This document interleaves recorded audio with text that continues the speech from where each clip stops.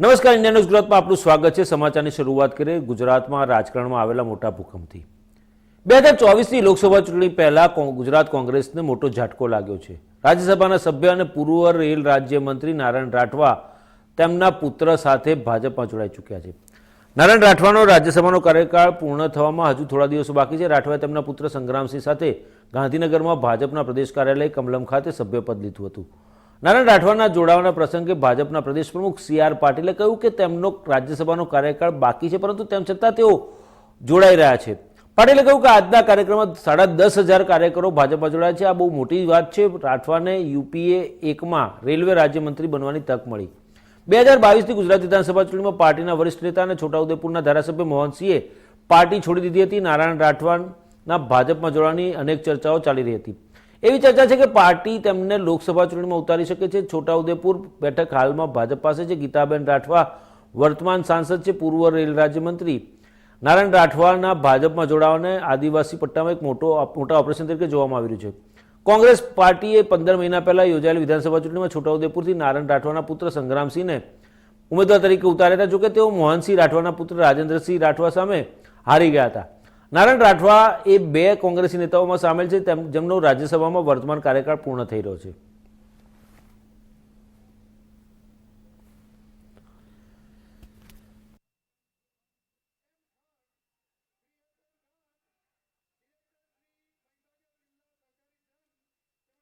નારાયણ રાઠવા છેલ્લે 2004માં છોટાઉદેપુર લોકસભા બેઠક પરથી જીતીને દિલ્હી પહોંચ્યા હતા।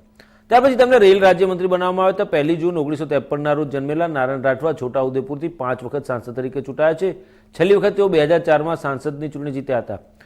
તેમણે પ્રથમ વખત 1989માં જીત મેળવી હતી, ત્યારબાદ 1991, 96, 98માં જીત મેળવી હતી। તેઓ 1999માં ચૂંટણી હારી ગયા હતા। ત્યારબાદ ભાજપના રામસિંહ રાઠવા ચૂંટાયા હતા। રાઠવાએ 2004માં એટલે કે નારાયણ રાઠવાએ 2004માં ફરી જીત મેળવી હતી, પરંતુ આ પછી તેમને 2009 અને 2014માં 2 વખત હારનો સામનો કરવો પડ્યો હતો। ત્યાર પછી પાર્ટીએ તેમને 2019માં ટિકિટ આપી નહોતી। ત્યારબાદ પાર્ટીએ તેમને ગુજરાતમાંથી રાજ્યસભામાં મોકલ્યા હતા, જેમનો કાર્યકાળ હવે પૂરો થવા જઈ રહ્યો છે। રાઠવાનો કાર્યકાળ સત્તાવાર રીતે 2 એપ્રિલ 2024ના રોજ સમાપ્ત થઈ રહ્યો છે।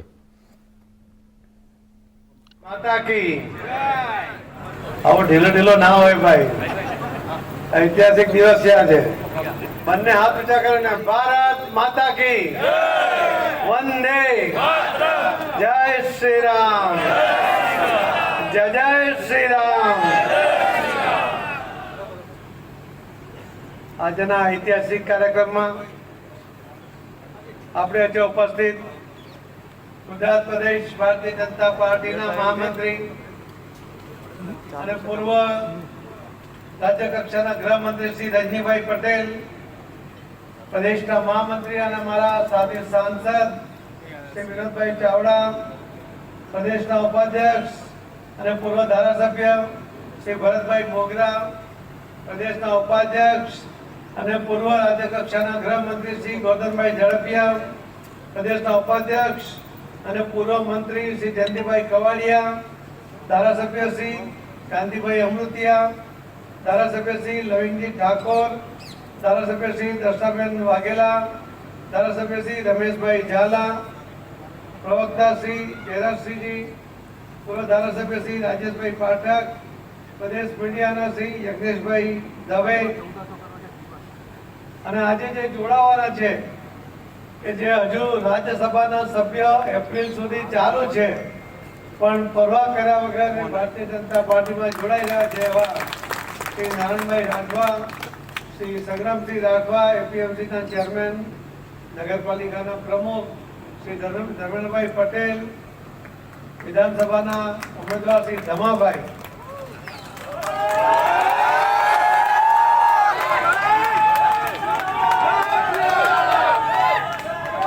શ્રી જયંતિલાલ ધીરજભાઈ પટેલ, પૂર્વ જિલ્લા કોંગ્રેસના પ્રમુખ શ્રી મોરબી, શ્રી કરણસિંહ તોમર,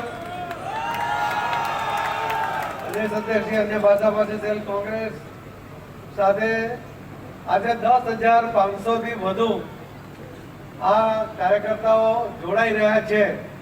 મને લાગે છે કે આપણા દેશના ઇતિહાસમાં કોઈ પાર્ટી છોડીને મોદી સાહેબના વિચારોમાં વિશ્વાસ કરીને, એમની ગેરંટીમાં વિશ્વાસ કરીને એક સાથે 10,500 લોકો ભારતીય જનતા પાર્ટીમાં જોડાતા હોય એ ગુજરાત અને દેશમાં તમે આજે ઇતિહાસ લખશો. એના માટે આપ સૌને ખૂબ ખૂબ અભિનંદન પણ આપું છું. મિત્રો, આપ સૌને આવકારતા આનંદ પણ થાય છે કે આપ સૌ કોઈ રાજકીય પાર્ટીના કાર્યકર્તા તરીકે વર્ષોથી પાર્ટી સાથે જોડાયેલા હતા. આપણા મનમાં ઈચ્છા હતી કે લોકોના કામ થાય, પરંતુ પાર્ટી દિશાવિહીન થતી હોય લાગ્યું. દિશા ભૂલીને પાર્ટીને સાચવવાને બદલે કોઈ અલગ દિશામાં આગળ વધતો હોય એવું લાગ્યું. અને એમાં બધાના મનમાં તે ગુંગળામણ થતી હતી કે લોકોના કામ થવા જોઈએ, એના માટે અમે રાજકીય ક્ષેત્રમાં આવ્યા છે. અને એ વાત તમને ખૂંચતી હતી. અને તે સમયમાં નરેન્દ્ર મોદી સાહેબે આખા દેશ અને દુનિયામાં એક નવું વ્યક્તિત્વ એમણે ઉભાર્યું.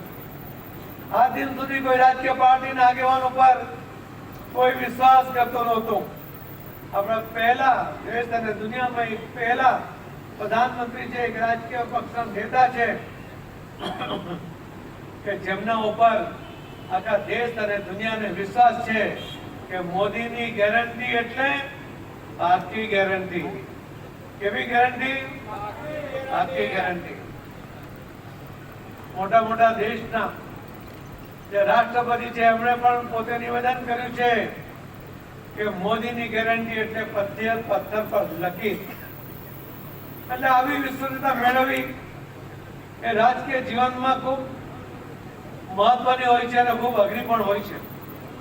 આ દિન સુધી કોંગ્રેસના આગેવાનોએ જે રીતે અભી બોલા અભી ફોક એ પ્રકારે જે કામ કર્યું એના કારણે રાજકીય કાર્યકર્તાઓના સામે અનેક પ્રશ્નો અને એમની વિશ્વસનીયતા સામે પણ અનેક પ્રશ્નો ઉભા થયા. મિત્રો, મોદી સાહેબે લોકસભા ચૂંટણી 2024 ને લઈને ભારતીય જનતા પક્ષે તૈયારીઓ આરંભી દીધી છે. આ અંતર્ગત રાજ્યની લોકસભા બેઠકો પર સેન્સ પ્રક્રિયા હાથ ધરાઈ છે. અમદાવાદના નારણપુરામાં આવેલી જીસીએસ બેંક ખાતે સોમવારે ગાંધીનગર લોકસભા બેઠકની સેન્સ પ્રક્રિયા હાથ ધરાઈ હતી, જેમાં કોઈએ પણ ફોર્મ ન ભરતા વર્તમાન સાંસદ તેમજ કેન્દ્રીય ગૃહ અને સહકારિતા મંત્રી અમિત શાહનું નામ સર્વાનુમતે મંજૂર કરવામાં આવ્યું. ગાંધીનગર લોકસભા બેઠક પરથી અમિત શાહ ફરીવાર ચૂંટણી લડશે. ગાંધીનગર લોકસભા બેઠકની સેન્સ પ્રક્રિયામાં ગૃહ રાજ્યમંત્રી હર્ષ સંઘવી, પૂર્વ ધારાસભ્ય વર્ષાબેન દોશી અને સંગઠનના પદાધિકારીઓ, ગાંધીનગર લોકસભા બેઠક હેઠળ આવતી 4 વિધાનસભાના ધારાસભ્યો, કોર્પોરેટર્સ અને અન્ય હોદ્દેદારો પણ ઉપસ્થિત રહ્યા હતા. વડાપ્રધાન નરેન્દ્ર મોદીના ગુજરાત પ્રવાસ તો અંત આવતાની સાથે જ ભાજપે ફરી કંઈક નવું કરતા અચાનક જ સેન્સ પ્રક્રિયા શરૂ કરી દીધી. રાજ્યમાં રવિવારે મોડી રાત્રે ભાજપના ગુજરાત એકમ દ્વારા એક વિડીયો કોન્ફરન્સનું આયોજન કરવામાં આવ્યું હતું. આ દરમિયાન દરેક શહેર અને જિલ્લાને 2 દિવસમાં સેન્સ પ્રક્રિયા પૂર્ણ કરવા સૂચન કરાયું. લોકસભાની ચૂંટણીને લઈ રાજકીય પક્ષો દ્વારા તડામાર તૈયારીઓ કરી દેવાઈ છે. એક તરફ બેઠકોનો ધમધમાટ ચાલે છે તો બીજી તરફ ગુજરાતની 26 બેઠકો પર ભાજપ દ્વારા સેન્સ પ્રક્રિયા શરૂ કરાઈ છે. ગુજરાતમાં સોમવાર અને મંગળવારે 2 દિવસ સતત બેઠકોનો ધમધમાટ ચાલશે. લોકસભા બેઠકો માટે સેન્સ પ્રક્રિયા બાદ પાર્લામેન્ટરી બોર્ડની બેઠક યોજાવાની છે. ત્યાર પછી દિલ્હીથી ઉમેદવારો નક્કી થઈને આવશે. લોકસભા દીઠ બેઠક માટે ઉમેદવારોનું મંથન થશે.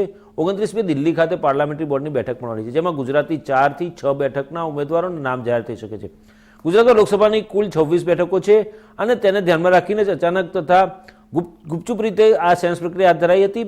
ભાજપે તેના માટે દરેક બૂથ બેઠક માટે 3 નિરીક્ષકોની નિમણૂક કરી હતી.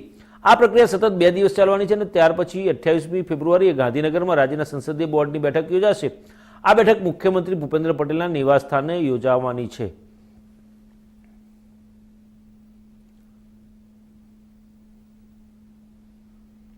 રાજ્યના હવામાન વિભાગે આગાહી કરી છે કે આગામી 1 થી 3 માર્ચ દરમિયાન અમદાવાદ સહિત બનાસકાંઠા, સાબરકાંઠા, અરવલ્લી, મહીસાગર, દાહોદ, છોટાઉદેપુર, સુરેન્દ્રનગર, બોટાદ, વલસાડ, નવસારી અને ગીર સોમનાથમાં કમોસમી વરસાદ પડશે. 1 માર્ચથી 3 માર્ચ અમદાવાદમાં હળવા વરસાદની આગાહી છે. 2 દિવસ અમદાવાદ સહિત અન્ય જિલ્લાઓમાં વાદળછાયું વાતાવરણ રહેશે. અમદાવાદમાં લઘુત્તમ તાપમાન 20 ડિગ્રી રહ્યું હતું, જેમાં સોમવારે તેમાં વધારો થઈ શકે, બુધવારે તેમાં વધારો થઈ શકે છે. 1 માર્ચે બનાસકાંઠા, સાબરકાંઠા, અરવલ્લી, મહીસાગર, દાહોદ, છોટાઉદેપુર, સુરેન્દ્રનગર અને બોટાદમાં હળવા વરસાદની આગાહી છે.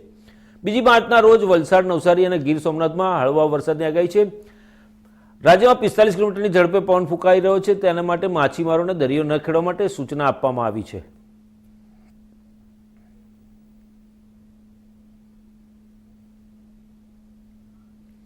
એક તરફ અમદાવાદ સ્માર્ટ સિટી બનવા તરફ આગળ વધી રહ્યું છે, ત્યારે અમદાવાદના અસારવા વિસ્તારમાં આવેલી સોસાયટીઓમાં ગેરકાયદેસર હોટેલ અને રેસ્ટોરન્ટ બનાવવામાં આવી રહ્યા છે. વર્ષ 2012થી સતત રજૂઆત કરે છે, તો હજુ સુધી કોઈ આ સોસાયટીમાં કોઈ નિરાકરણ આવ્યું નથી. અમદાવાદ મહાનગરપાલિકાથી લઈને ગુજરાત સરકાર સુધી પણ આ ગેરકાયદેસર બાંધકામ માટે રજૂઆત કરવા છતાં કોઈ નિરાકરણ ના આવતા સોસાયટીના રહીશો દ્વારા વિરોધ પ્રદર્શન શરૂ કરવામાં આવ્યું હતું. સોસાયટીના રહેવાસીઓએ સોસાયટીમાં ગેસ્ટ હાઉસ બનતા પાણી અને ડ્રેનેજની સમસ્યા પણ અવારનવાર સર્જાતી રહે છે, જેના કારણે તેમને ઘણી હાલાકીનો સામનો કરવો પડી રહ્યો છે તેવું જણાવ્યું હતું. અહીંના લોકોને પોતાનું મકાનો છતાં આવી પરિસ્થિતિના કારણે ભાડે રહેવા જવાની સ્થિતિ ઊભી થઈ છે. ત્યારે સરકાર સમક્ષ રજૂઆત કરી હતી કે તેમના પ્રશ્નોનું સાંભળી અને તેનું નિરાકરણ લાવવામાં આવે.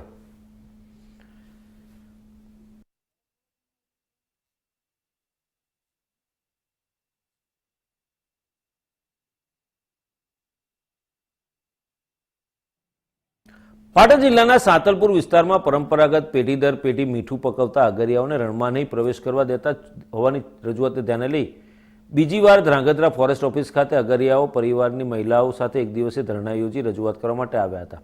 રાજ્યમાં મીઠું પકવતા અગરિયાઓની અનેક માંગણીઓને લઈને રજૂઆત કરવામાં આવી રહી છે, ત્યારે પાટણ જિલ્લાના સાંતલપુર વિસ્તારમાં પરંપરાગત રીતે પેઢી દર પેઢી મીઠું પકવતા અગરિયાઓને રણમાં નહીં પ્રવેશ કરવા દેવાની રજૂઆત કરાઈ છે. એક દિવસે ધરણા યોજ્યા હતા અને પોતાની રજૂઆત કરી હતી. સાંતલપુરના અગરિયાઓ દ્વારા વિવિધ માંગણીઓને લઈને રજૂઆત કરવામાં આવી હતી, જેમાં તેઓના વિસ્તારમાં મોટાભાગના પરંપરાગત પેઢી દર પેઢી મીઠું પકવતા અગરિયાઓનો સમાવેશ થયો નથી. સાંતલપુરના અગરિયાઓ 10 એકર જમીનમાં વર્ષોથી મીઠું પકવતા હોવા છતાં સરકારના અધિકારીઓ દ્વારા તેમને પ્રવેશ કાર્ડ આપવામાં આવતું નથી. અગરિયાઓ દ્વારા આક્ષેપ કરવામાં આવ્યો હતો કે જેઓ મોટા વર્ગ ધરાવતા અગરિયાઓને પ્રવેશ આપવામાં આવી રહ્યો છે અને જે લોકો ગરીબ અને મધ્યમ વર્ગના અગરિયાઓ છે તેમને પ્રવેશ કાર્ડ આપવામાં આવતું નથી. જેવી અનેક માંગણીઓ લઈને બીજી વખત 150 જેટલા અગરિયાઓ મહિલાઓ પરિવાર સાથે ફોરેસ્ટ ઓફિસ ધ્રાંગધ્રા ખાતે રજૂઆત કરવા આવી હતી અને એક દિવસે ધરણા પણ યોજ્યા હતા. તેમની માંગણી નહીં સ્વીકારાતા તેઓ દ્વારા આડેસરની ફોરેસ્ટ ઓફિસ ખાતે પરિવાર સાથે ઉપવાસ આંદોલન પર ઉતર્યા છે અને ધ્રાંગધ્રા ફોરેસ્ટ ઓફિસ ખાતે રજૂઆત અને ઉપવાસ આંદોલન કરવા આવ્યા હતા. ત્યારે કોઈ અધિકારીઓ હાજર નહીં હોતા અગરિયાઓમાં ભારે રોષ ફેલાયેલો હતો. આડી 5 દિવસથી બેઠા છીએ, આજ ધ્રાંગધ્રા કચેરીમાં આવ્યા છીએ તો અમારો ઇન્સાફ કેમ ન થતો? અમે તો ખાલી 10 એકર જ માંગી છીએ. શેઠિયાને તમે 105 એકર દઈ દીધી તો અમારા બચ્ચા ક્યાં જવાના? એ તો કહો તમે અમારી રોજી ચાલુ કરો. હવે આજકાલના તો છે નહીં, માથામાં ધોરા આવી ગયા.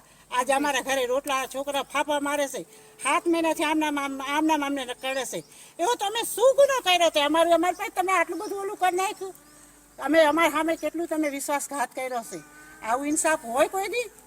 તમે આવો 14 ગામડાના કેટલા માણસ તડપે છે એ તો જુઓ. એ નથી જોવા જ હતું 18 ગામના. આ કયો ન્યાય છે? માણસ ઢોરું રખડે છે ને એને વ્યવસ્થિતથી લઈને બાંધે છે, તો અમારે તો ઢોરાથી બેતર જિંદગી થઈ ગઈ. આવી જિંદગી હોય? બેન, તમારા મુખ્ય માંગ શું છે? નારના મુમતાજ શેરમામન. મુખ્ય માંગ શું છે આપની? માંગ અમારી મીઠાની, અમને મીઠામાં જવા દો, અમારે રણમાં જવા દો. રણમાં અમે જેમ ખેતીનું ઉપદાન કરે એ અમે ઉપદાન કરીશું. તમારું ખેતીનું છે, અમારું મીઠાનું છે, અમારા બાપ અમને બીજો કોઈ ધંધો તો કઈ આવડતો નથી. તો અમે આજે 60 વર્ષથી તો અમે તો એનાથી તો મોનું અમે કરીશું. અમારા હાથના જુઓ પહેલા, અમારી તકલીફ જુઓ પહેલા. તકલીફ નથી સાંભળતા તમે? વડાપ્રધાન નરેન્દ્ર મોદીએ કેરળના તિરુવનંતપુરમમાં ઇસરોના વિક્રમ સારાભાઈ સ્પેસ સેન્ટરની મુલાકાત લીધી. આ દરમિયાન તેમણે આ કેન્દ્રમાંથી ટ્રાયસોનિક વિન્ડ ટનલ પ્રોજેક્ટનું ઉદ્ઘાટન કર્યું. વડાપ્રધાન નરેન્દ્ર મોદીએ ઇસરોના ચીફ એસ સોમનાથ સાથે ગગનયાન મિશનની સમીક્ષા પણ કરી હતી. આ સાથે વડાપ્રધાને ગગનયાન માનવ અવકાશ ફ્લાઇટ મિશનના અવકાશયાત્રીઓના નામની જાહેરાત કરી. અવકાશયાત્રીઓના નામની જાહેરાત બાદ વડાપ્રધાને કહ્યું કે હું ઈચ્છું છું કે દરેક લોકો ઊભા થઈ અમારા અવકાશયાત્રીઓનું અભિવાદન કરે. વડાપ્રધાને વધુમાં કહ્યું કે આજે આપણે બધા એક ઐતિહાસિક યાત્રાના સાક્ષી છીએ. થોડા સમય પહેલા દેશને તેના 4 ગગનયાન યાત્રીઓ સાથે પહેલીવાર પરિચય થયો. આ માત્ર 4 નામ અને 4 મનુષ્ય નથી, તેઓ 140 કરોડ લોકોની આકાંક્ષાઓ છે. 4 શક્તિઓ છે જે તમને અવકાશમાં લઈ જશે. 40 વર્ષ પછી એક ભારતીય અવકાશમાં જવાનો છે, પરંતુ આ વખતે સમય પણ આપણો છે, કાઉન્ટડાઉન પણ આપણું છે અને રોકેટ પણ આપણું છે. ઇસરોએ આ 4 અવકાશયાત્રીઓના ટ્રેનિંગ સેશનનો વિડીયો પણ શેર કર્યો છે. 4 અવકાશયાત્રીઓએ રશિયા જઈને તાલીમ લીધી છે. આ ભારતનું પહેલું એવું સ્પેસ મિશન હશે જેમાં અવકાશયાત્રીઓને થોડા સમય માટે નીચી ભ્રમણ કક્ષામાં અવકાશમાં લઈ જવામાં આવશે. ગગનયાન મિશન 2025માં લોન્ચ કરવામાં આવશે અને આ અંતર્ગત 2 થી 3 અવકાશયાત્રીઓને 400 કિલોમીટરની ઓછી ભ્રમણ કક્ષામાં અવકાશમાં મોકલવામાં આવશે. 2 થી 3 દિવસ અવકાશમાં વિતાવ્યા બાદ તેઓને હિન્દ મહાસાગરમાં સમુદ્રની નીચે સુરક્ષિત રીતે પાછા ઉતારવામાં આવશે. આ અંતર્ગત આ વર્ષ ખૂબ જ મહત્વપૂર્ણ છે અને આ વર્ષે પણ મિશન સંબંધિત ઘણી ટેસ્ટ ફ્લાઇટ્સ પૂર્ણ થશે. मुझे जानकर बहुत अच्छा लगा कि गगनयान में यूज होने वाले ज्यादातर उपकरण मेड इन इंडिया है. ये कितना बड़ा संयोग है कि जब भारत दुनिया की टॉप 3 इकोनॉमी बनने के लिए उड़ान भर रहा है, उसी समय भारत का गगनयान भी हमारे स्पेस सेक्टर को एक नई बुलंदी पर ले जाने वाला है. आज यहां अनेक प्रोजेक्ट्स का लोकार्पण भी किया गया है. इनसे देश का वर्ल्ड क्लास टेक्नोलॉजी के क्षेत्र में सामर्थ्य तो बढ़ेगा ही, साथ ही रोजगार के भी नए अवसर बनेंगे. और साथियों, मुझे खुशी है कि हमारे स्पेस सेक्टर में विमेन पावर, इस विमेन पावर को बहुत महत्व दिया जा रहा है. चंद्रयान हो या गगनयान, महिला वैज्ञानिकों के बिना ऐसे किसी भी मिशन की कल्पना भी नहीं की जा सकती. आज 500 से अधिक महिलाएं इसरो में लीडरशिप पोजीशन पर हैं. मैं यहां मौजूद सभी महिला वैज्ञानिकों, टेक्नीशियंस, इंजीनियर्स की हृदय से सराहना करता हूं. साथियों, पिछले वर्ष भारत वो पहला देश बना जिसने चंद्रमा के साउथ पोल पर तिरंगा फहराया.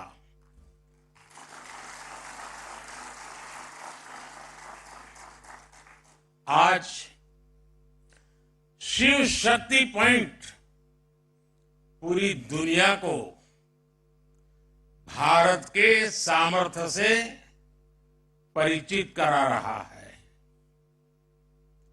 अब विक्रम साराभाई स्पेस सेंटर में हम सभी एक और ऐतिहासिक सफर के साक्षी बन रहे हैं. अब से कुछ देर पहले देश पहली बार अपने 4 गगनयान यात्रियों से परिचित हुआ.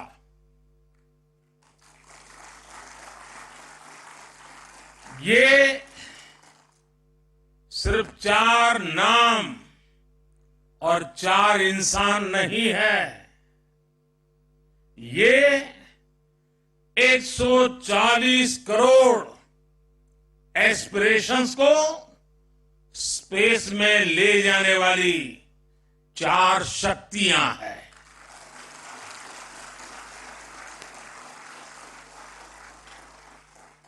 चालीस वर्ष के बाद कोई भारतीय अंतरिक्ष में जाने वाला है, लेकिन इस बार टाइम भी हमारा है, काउंट डाउन भी हमारा है और रॉकेट भी हमारा है.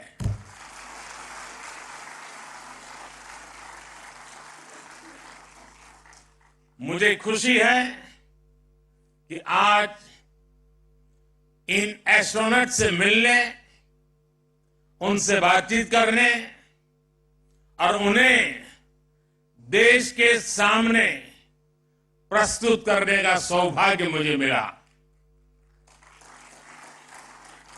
मैं इन साथियों को पूरे देश की तरफ से बहुत बहुत बधाई देता हूं, बहुत बहुत शुभकामनाएं देता हूं. 21वीं सदी के भारत की सफलता में आज आपका नाम भी जुड़ गया है। आप आज के भारत का विश्वास है। आप आज के भारत का शौर्य है, साहस है, अनुशासन है। आप भारत का गौरव बढ़ाने के लिए, अंतरिक्ष में तिरंगा लहराने के लिए पिछले कई वर्षों से दिन रात परिश्रम कर रहे हैं। साथियों, 21वीं सदी का भारत, विकसित होता हुआ भारत आज दुनिया को अपने सामर्थ्य से चौंका रहा है। पिछले 10 वर्षों में हमने लगभग 400 सैटेलाइट्स को लॉन्च किया है, जबकि इससे पहले के 10 वर्षों में मात्र 33 सैटेलाइट्स लॉन्च किए गए थे। 10 वर्ष पहले पूरे देश में मुश्किल से 1 या 2 स्टार्टअप थे। आज इनकी संख्या 200 पार हो चुकी है। इनमें से अधिकांश स्टार्टअप्स युवाओं द्वारा शुरू किए गए हैं। आज इनमें से कुछ लोग हमारे बीच भी मौजूद है। मैं उनके विजन, उनके टैलेंट और उनकी उद्यमता की सराहना करता हूं। हाल ही में हुए स्पेस रिफॉर्म्स ने इस सेक्टर को नई गति दी है। पिछले हफ्ते ही हमने स्पेस में एफडीआई पॉलिसी भी जारी की है। इसके तहत स्पेस सेक्टर में 100% फॉरेन इन्वेस्टमेंट को भी मंजूरी दे दी गई है। इस रिफॉर्म से दुनिया के बड़े बड़े स्पेस संस्थान भारत आ पाएंगे और यहां के युवाओं को पूरी दुनिया के सामने अपना टैलेंट दिखाने का मौका मिलेगा। આપણે ગુજરાતમાં અત્યારે બસ આટલું જ. વધુ સમાચાર અને અપડેટ્સ માટે જોતા રહો ઇન્ડિયા ન્યૂઝ ગુજરાત, ગુજરાતી ધડકન. નમસ્કાર.